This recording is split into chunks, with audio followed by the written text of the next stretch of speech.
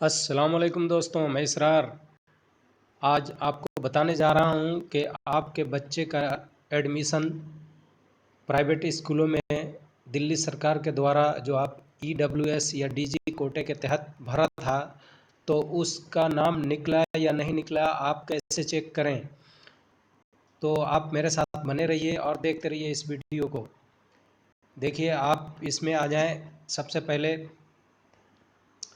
Chrome में, ये Chrome में जा कर के आप जो ईडब्ल्यूएस का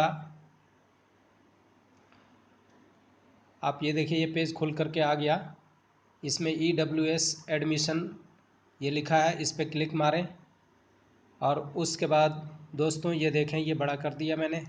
अब यहाँ लिखा हुआ है 1 नंबर में ईडब्ल्यूएस डीजी रिजल्ट 2018-19, इस पर आप क्लिक मारें। ये देखिए, अब इसमें ये ऐसा पेज खुल करके सामने आया जिसमें लिखा है इंटर रजिस्ट्रेशन नंबर। तो दोस्तों ये देखिए, मैं इसमें इंटर रजिस्ट्रेशन नंबर ये डाल दिया। ये उसके बाद में आप इसमें इंटर डेट ऑफ बर्थ, बच्चे का डेट ऑफ बर्थ आप डालेंगे, जैसे 16/2/2014 है, ये डालें। और डालने के बाद में ये दोनों खाने भरना ज़रूरी है, उसके बगैर नहीं होगा। तो आप यहाँ सबमिट में क्लिक कर दें। सबमिट कर दिया। अब यहाँ आप देख सकते हैं, ऊपर ये लिखा हुआ दिखा रहा है कि it is regretted that your name does not appear in the list of successful candidates selected in the computerized draw of lots। तो दोस्तों ये इस बच्चे का नाम नहीं आया है।